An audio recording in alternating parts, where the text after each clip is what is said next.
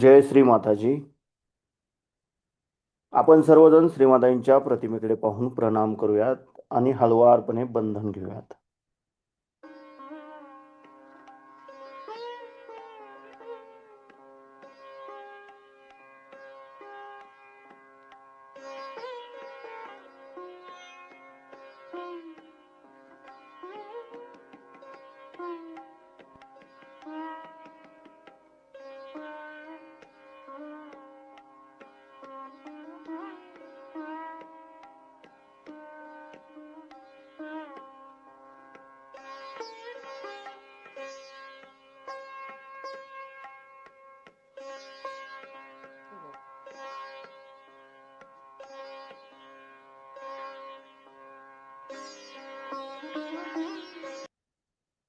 परमपूज्य श्री माताजी, आपण साक्षात श्री आदिशक्ती आहात.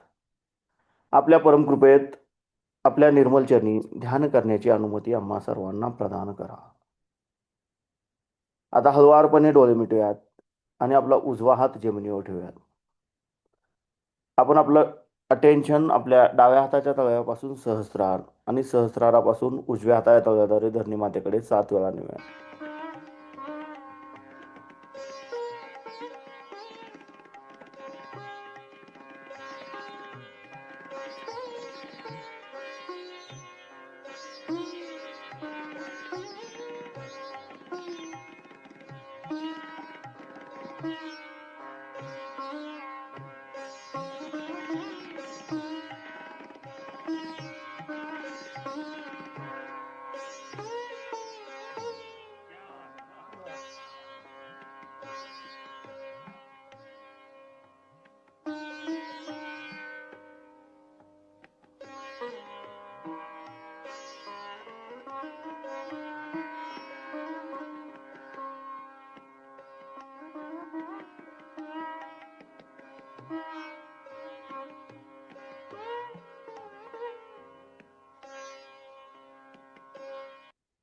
परमपूज्य श्री माताजी, आपण साक्षात श्री महाकाली आहात. आपल्या परमकृपेत आपल्या आमच्या डाव्या बाजूतील इडा नाडीवरील तमोगुणांचे सर्व दोष, सर्व बाधा हे या उजव्या हाताद्वारे पृथ्वी तत्वामध्ये समर्पित करून घ्या व आमची इच्छाशक्ती शुद्ध व निर्मल बनवा, जागृत बनवा. आता आपण आपला उजवा हात मांडीवर ठेवूयात आणि डावा हात कोपरात वाकूयात, आकाश तत्वाकडे करूयात. आपलं संपूर्ण अटेन्शन आपण आपल्या उजव्या हाताच्या तळव्यापासून सहस्रार आणि सहस्रारापासून डाव्या हाताच्या तळव्याद्वारे आकाश तत्वाकडे 7 वेळा नेऊयात.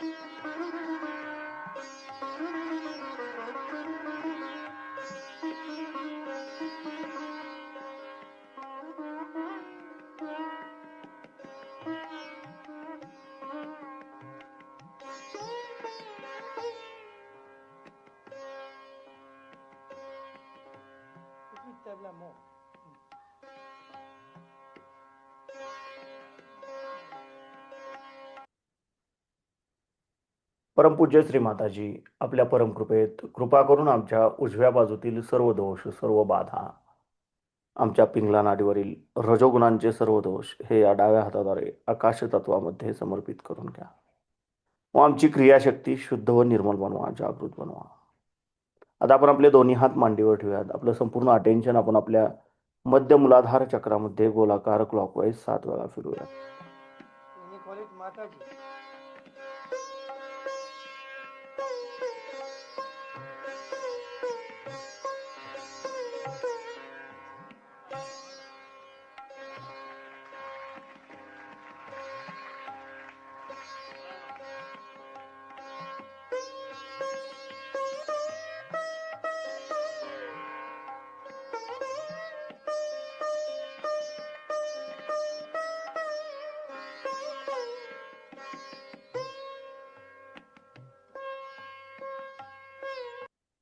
परमपूज्य श्री माताजी, आपण साक्षात श्री निर्मल गणेश आहात. आपण साक्षात श्री कार्तिकेय आहात. आपल्या परमकृपेत कृपा करून आमच्या मूलाधार चक्राच्या उत्थानाच्या आड येणाऱ्या सर्व बाधा हे या पृथ्वी तत्वामध्ये समर्पित करून घ्या व आम्हाला श्री गणेशांसारखे अबोधित व पवित्र बनवा, जागृत बनवा. आमच्यामध्ये श्री गणेश तत्व जागृत करा. श्री निर्मल गणेश साक्षात. ओम तमेव साक्षात श्री निर्मल गणेश साक्षात श्री आदिशक्ती माताजी श्री निर्मला देवे नमो नमः. आता आपण आपला उजवा हात आपल्या ओटीपोटावर ठेवूयात डाव्या बाजूला. परमपूज्य श्री माताजी, आपल्या परमकृपेत कृपा करून आम्हाला शुद्ध आणि निर्मल विद्या प्रदान करा. परमपूज्य श्री माताजी, आपल्या परमकृपेत कृपा करून मला शुद्ध व निर्मल विद्या प्रदान करा. आता आपण आपला उजवा हात आपल्या मध्य नाभी चक्रावर ठेवूयात. परमपूज्य श्री माताजी, आपल्या परमकृपेत कृपा करून आमच्यामध्ये लक्ष्मी तत्व प्रस्थापित करा. कृपा करून आम्हाला समाधानी बनवा. आमच्यामध्ये लक्ष्मी तत्व जागृत करा.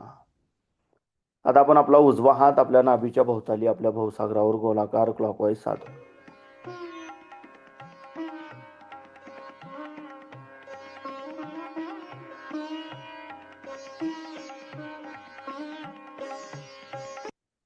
परमपूज्य श्री माताजी, आपण साक्षात श्री आदिगुरु दत्तात्रय आहात. आपल्या परमकृपेत कृपा करून आमच्यातील गुरुतत्व जागृत करा. कृपा करून आम्हालाच आमचा गुरु बनवा. आता आपण आपला उजवा हात आपल्या हृदयावर ठेवायचा डाव्या बाजूला. परमपूज्य श्री माताजी, आपल्या परमकृपेत मी केवळ एक शुद्ध आत्मा आहे. मी मन नाही, बुद्धी नाही, शरीर नाही, अहंकार नाही. मी केवळ एक शुद्ध आत्मा आहे. मी केवळ एक शुद्ध आत्मा आहे. मी केवळ एक शुद्ध आत्मा आहे. कृपा करून आपण आमच्या हृदयामध्ये विराजमान व्हा. आता आपण आपला उजवा हात आपल्या मानेवर डाव्या बाजूला दाबून धरूयात. परमपूज्य श्री माताजी, आपल्या परमकृपेत मी निर्दोष आहे. मी निर्दोष आहे. मी निर्दोष आहे. मी कुणाचाही दोषी नाही. आता आपण आपला उजवा हात आपल्या कपाळावर दाबून धरायचा आहे. परमपूज्य श्री माताजी, आपल्या परमकृपेत मी माझ्यासहित सर्वांना अगदी हृदयापासून क्षमा केली आहे. माझ्या मनात कुणाबद्दलही राग नाही, द्वेष नाही. मी माझ्यासहित सर्वांना अगदी मनापासून क्षमा केली आहे. कृपा करून आम्हाला सदैव क्षमाशील बनवा. इथे आपण 3 वेळा क्षम म्हणूयात. क्षम क्षम क्षम. आता आपण आपल्या उजव्या हाताचा तळवा आपल्या सहस्रारावर घट्ट दाबून धरूयात आणि जागच्या जागी गोलाकार क्लॉकवाईज 7 वेळा फिरूयात.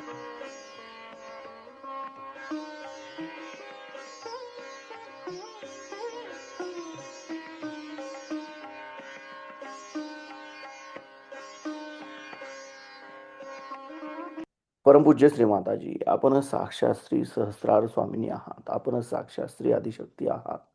आपल्या परमकृपेत कृपा करून आम्हाला निर्विचारिता प्रदान करा. आता आपण आपले दोन्ही हात मांडीवर ठेवूयात. आपलं संपूर्ण लक्ष आपण आपल्या हातातून वाहणाऱ्या चैतन्याकडे आणि सहस्रारामध्ये केंद्रित करूयात आणि ह्याच अवस्थेमध्ये आपण श्री गणेश पूजेचं लेक्चर ऐकूयात.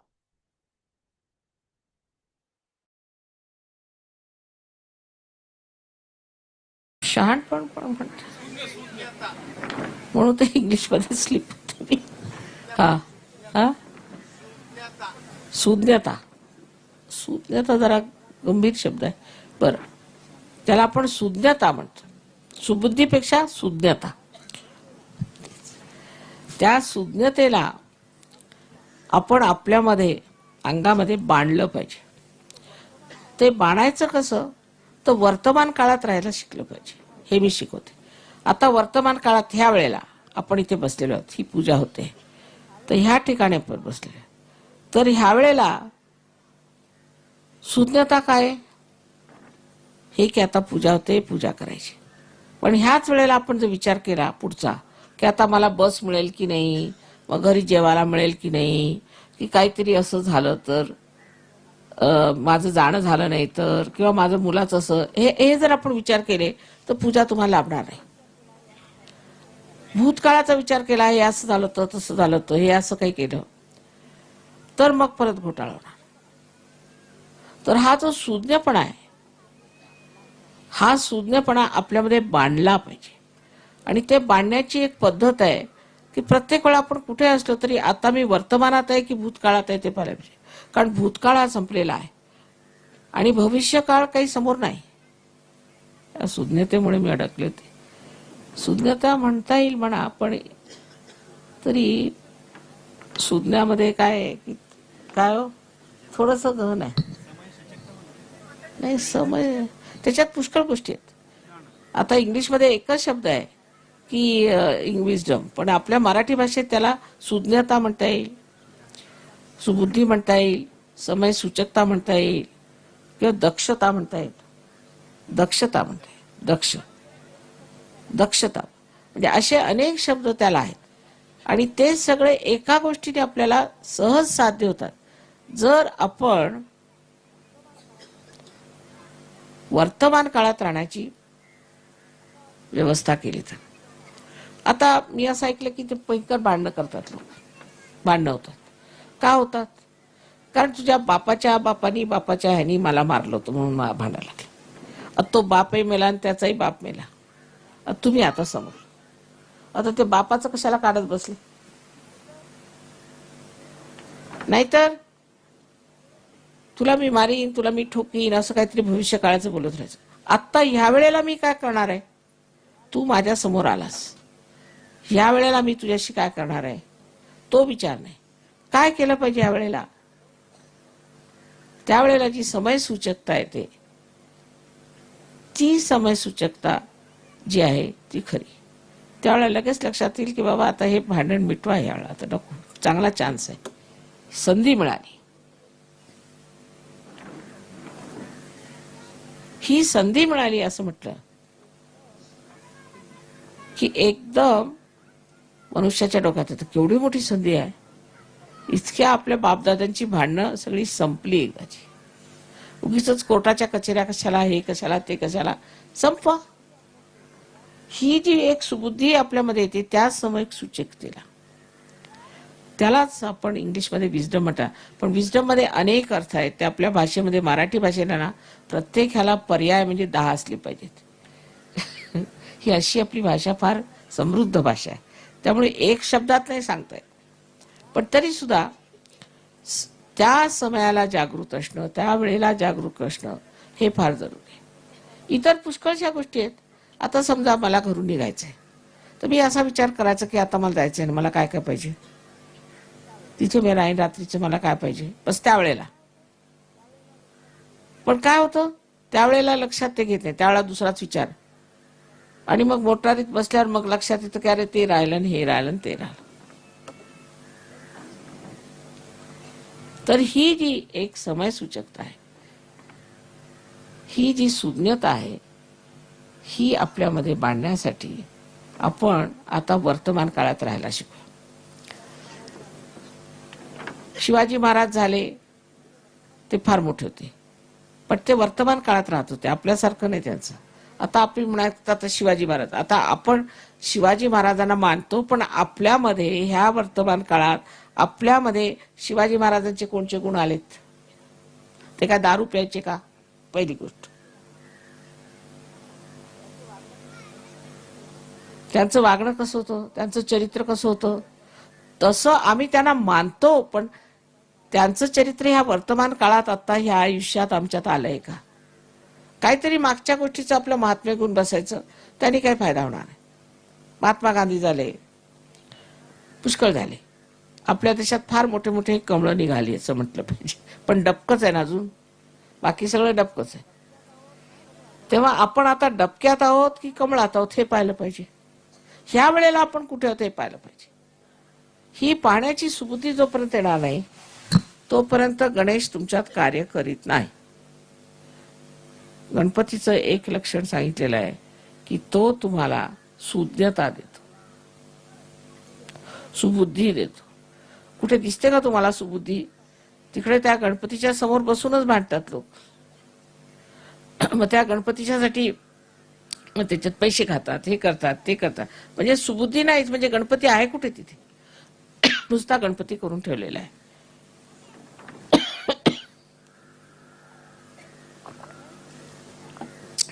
समय सूचकतेला जे समयावर जे बरोबर त्यावेळेला जे लक्षात मनुष्य आणेल त्या माणसाच्या स्थितीत एकदम अंतर येणार आहे. हे करून बघा तुम्ही. आणि वर्तमान काळातच तुमचं जी वाढ होणार आहे ती होणार आहे. आता फूल आहे, फुलाची वाढ भविष्यात होते की भूतकाळात होते? आत्ता ह्या वेळेला होईल ना. आपली प्रगती एवढ्यासाठीच होत नाही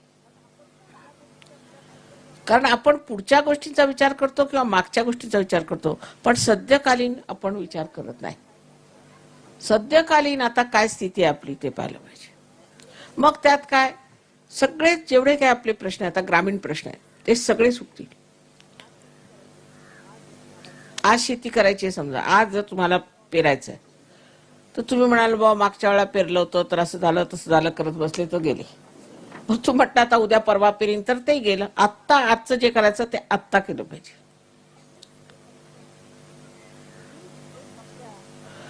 तर ही एक आपल्या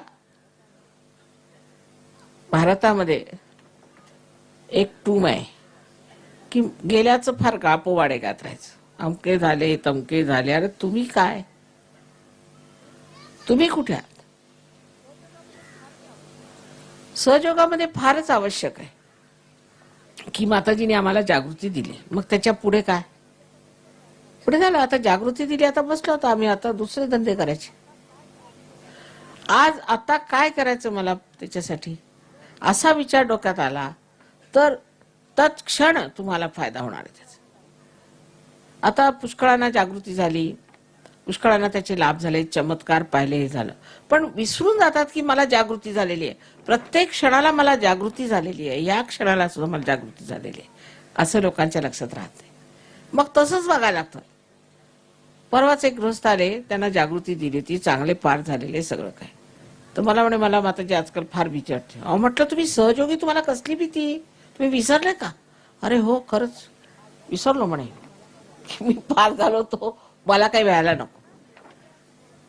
काय म्हणाल ते तुमच्या समोर असताना सुद्धा, कारण तुम्ही विसरला आणि तुम्हाला तेच मागचंच आठवतं जे तुम्ही बेकार होता म्हटलं पाहिजे, जेव्हा तुम्ही नालायक होता, जेव्हा तुम्हाला काही समजत नव्हतं, जेव्हा तुम्ही अज्ञानी होता किंवा जेव्हा तुम्ही अंधारात होता किंवा परमात्माचा प्रकाश तुमच्यात आला नव्हता, त्यावेळची गोष्ट ती कशाला आता चालवायची पुढे? ते संस्कार कशाला पाहिजेत? अजून येतोच.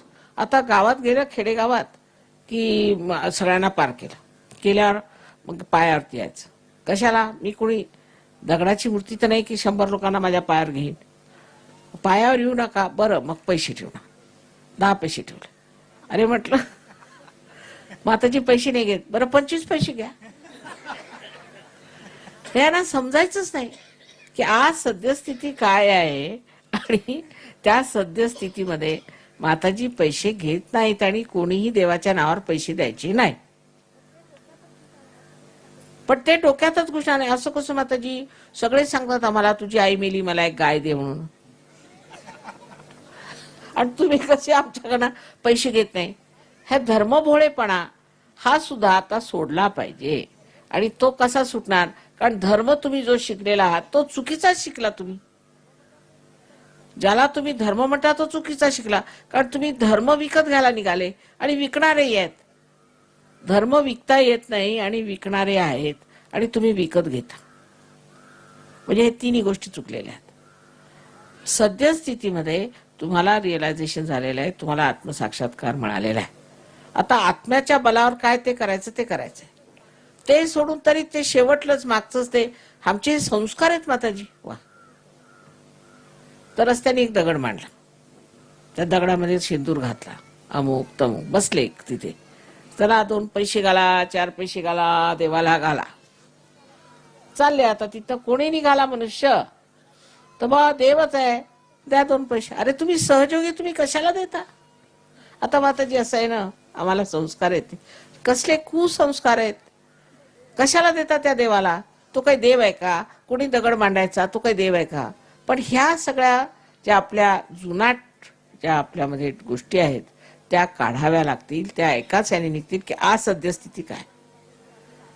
हा, नाही तर म्हणते माताजी आम्ही रामाला मानतो. अरे आता राम नाही तर आता मी आहे, माझं ऐका. रामाला कशाला मानायचं? कारण राम खिशात घालता येतो. राम कसे वागा, दारू पिऊन यायचं म्हणे मी रामाचा भक्त आहे. वा वा, काय विचार. कारण राम काही विचारणार नाही, पण माझे भक्त झाले तर विचारीन मी, म्हणून घाबरायचं नको. माताजींची भक्ती नको, कारण माताजी आता जिवंत आहेत ना, मेल्यावर बघू. जिवंत आहे तोपर्यंत मानायचं नाही, कारण जिवंत माणसं विचारतात ना, फैलावर घेतात की का बा तू असं कसं का वागलास. कळलं का? तर हे ग्रामीण भागातलं जे काही आपलं आहे जुनाट पद्धतीचं, त्यातलं किती सत्य आणि किती असत्य ते सहजगात तुम्हाला येऊन कळेल. आणि त्यामुळे झालंय का, इतकं आपण कुजलो आहेत असं समजलं पाहिजे. जुनाट नाही, कुजून गेलोय. तेव्हा आपल्या ज्या काही कल्पना आहेत, आपल्याबद्दल ज्या आपले विचार आहेत धर्माबद्दलचे, ते सुद्धा एकदा असे पादळून पाहिलं पाहिजे. बरं, हे सुटलं तर मग दुसरं आहे की आता आम्ही मॉडर्न झालो. असं का? म्हणजे काय मॉडर्न झाले म्हणजे काय? डोक्याला आम्ही तेल लावणार नाही, मॉडर्न झालो ना. मॉडर्न झालो म्हणजे काय? काहीतरी वाह्यात गाणी गायची, गणपती समोर जाऊन घाणेरडे गाणे म्हणायची, काय म्हणायचं? तर मॉडर्न झाले ना. मग म्हणायचं आम्ही देवालाच मानत नाही, हे मॉडर्न झाले. म्हणजे एक ते त्यांनी गेले आणि एक ह्यानी गेले. ह्याला कारण काय की आजकालची मुलं बघतात की आपले आई वडील वेड्यासारखे चालले आता, हरी हरी हरी हरी टाळ कुटत जन्मानुजन्म हे केलं. पण काय मिळालं ह्यांना? रोजचे जातात त्या वारकरी पंथात. किती मी समजावून सांगितलं बाबा, आता वाऱ्या बंद करा, घ्या त्याच्यासाठी वाऱ्या करत होते ते घ्या. ते समजतच नाही त्यांना. आता माताजी ते जसं काय नशा असतो ना तसा नशा. बस चालले आपले टाळकुट सगळेच्या सगळे. अहो आता घ्या, तुमच्यासाठी आणलंय सगळं मी, घेत का नाही? ते डोक्यातच येणार नाही त्यांच्या. पण माताजी असं आहे की आमचे बापदादे पण हेच करतात. अहो पण त्यांनी जे केलं, तुम्ही जे केलं, जे पुण्य जोडलेलं आहे त्याची फळं घ्या ना. अजून पुण्य जोडत बसलेत काय? म्हणजे काय आहे की आजच्या परिस्थितीत काय आहे, आजच्या युगामध्ये सहयोग हा धर्म आहे. हा धर्म आम्ही स्वीकारला पाहिजे आणि ह्या धर्मात आम्ही उतरून स्वतःला स्वच्छ करून घेतलंय. सर्व धर्मांचा जो काही अर्क आहे तो सहयोग आहे. आम्ही सर्व धर्मांना मानतो, एका धर्माला मानत नाही. एका धर्माला मानलं म्हणजे काय, मी फार चांगला आणि तू वाईट, मग त्याला भांडा. पण सर्व धर्मामधला जो काही चांगुलपणा आहे तो जर तुम्ही पाहायला शिकले तर भांडणच करणार नाही. परत आपल्या महाराष्ट्रात म्हणतात की भाऊबंदकी पाचवीला पूजली आपल्या. त्याला कारण काय? त्याला कारण हेच आहे भाऊबंदकीला की आपण नसतं आठवत बसतो, जे नको ते आठवत बसतो. आणि जर कुणी म्हटलं की बाबा सोडा ते, अहो काय सांगता तुम्ही, सोडा कसं? हे आमचं इतकं जुनं चाललेलं आहे, सोडायचं कसं? ते जे काही जुनाट आहे ते एवढं धरून धरून आपण अशा रीतीने वागतोय. आता भाऊबंदकी पण जुनाट झाली, ती सोडून टाका, काही कामाची नाही. त्यांनी काय फायदे झाले महाराष्ट्राचे? आता आपल्या ग्रामीण भागामध्ये मी बघते, मला परिस्थिती म्हणजे फार गंभीर वाटायला लागली. कारण इकडे मॉडर्न झाले ते दारू पिऊन धुत आहेत आणि जे नाहीत ते असे बेकार गेलेले. म्हणजे सहयोग सुरू तरी कुठे करायचा? चार माणसं सुद्धा अशी मिळणार नाही तुम्हाला की जे बसून समजतील या गोष्टी. म्हणून मी म्हणते की आपल्या मुलांना तरी आता जपा, त्यांना तरी आता सांभाळा आणि त्यांना हे सांगा की तू मागची पुढची चिंता न करताना आत्ताची चिंता कर, म्हणजे समृद्धी सुद्धा येणार. आजच्या चिंतेत जर तुम्ही असला तर बरोबर समृद्धी येईल. पण पुढची गोष्ट नुसते मनाचे मनोरे बांधायचे तेही बरोबर नाहीत आणि मागची गोष्ट ज्यांनी तुम्हाला जपणून ठेवलेले आहेत तेही बरोबर नाही. तेव्हा मध्यात आलं पाहिजे, मध्य मार्गात आलं पाहिजे, संतुलनात आलं पाहिजे. जेव्हा तुम्ही संतुलनात याल तर बघाल तुमच्यात केवढ्या शक्त्या आहेत, किती तुम्ही कार्य करू शकता. महाराष्ट्र म्हणजे चैतन्याचा नुसता पुतळा आहे, कारण कुंडलिनी विश्वाची इथे आहे. कारण आता महाराष्ट्रीय लोकांना मी समजावून समजावून थकले आणि माझं ऐकतच नाही ह्या गोष्टीत. त्यांच्या लक्षातच ही गोष्ट येत नाही. अजूनही मला इतकं आश्चर्य वाटतं की मी लंडनला असते, महाराष्ट्रातनं पत्र, हा मनुष्य असा, तो मनुष्य तसा, माझे कान किटले आणि डोळे मिटले. ते संपतच नाही, दुसऱ्यांचं चांगलं दिसतच नाही. म्हणजे सहयोगी आहेत ते लोक सगळे. आश्चर्याची गोष्ट आहे. जर अशा रीतीने सहयोग चालला तर संत साधूंना काय वाटणार आहे मला समजा. त्यांचं कार्य पूर्ण करण्यासाठी आम्ही आलो. तुमच्या महाराष्ट्रात जन्म घेतला, मराठी भाषा आम्हाला येते, सगळं काही असून सुद्धा काहीही लोकांना समजत नाही की केवढं मोठं आम्ही घेऊन आलो. आता हे 55 देशातले लोक आहेत इथे आले धडपडत तुमच्या देशात येऊन. तरी काय तुमच्यात त्यांचा काही परिणाम होतोय का? त्यांना तुम्हाला बघता का कशी लोक आहेत हे परदेशात ना आले तुमच्या देशात, हे कशाला आले, का आले हे बघताय का तुम्हाला?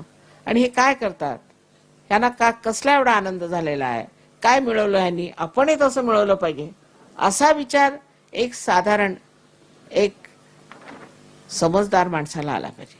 समज हे येण्यासाठी फक्त एक गोष्टीचं तुम्ही करा की आज आम्ही इथे बसलो, आता आम्हाला काय केलं पाहिजे, आत्ता काय करायचं, ह्या वेळेला काय करायचं, ही वेळ कसली, ही वेळच महत्वाची आहे. आणि तेच माणसाला समजत नाही म्हणून सगळे घोटाळे आहेत. तर आज श्री गणेशाला स्मरून आपल्या मनामध्ये निश्चय करायचा की आम्ही वर्तमान काळात राहू. मला असं होतंय की एक भाषा बोलताना दुसरी भाषा बदलायची म्हणजे फारच, पण एका भाषेत शुद्ध बोलते मी, पण ती जर भाषा सुटली की मग मला जमतच नाही. म्हणजे हिंदीत कोणी म्हणाले मराठीत बोला तर जमत नाही, इकडून तिकडे मग मी आपलं शोधत बसते कुठे जावं.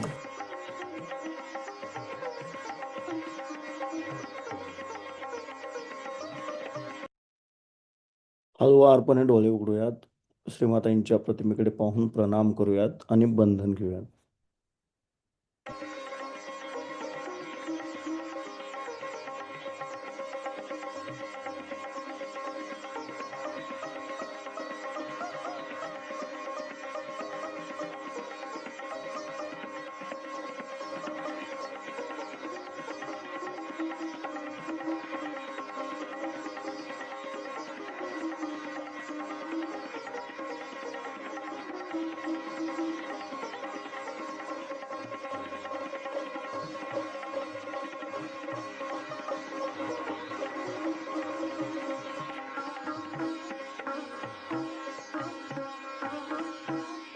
जय श्री माताजी.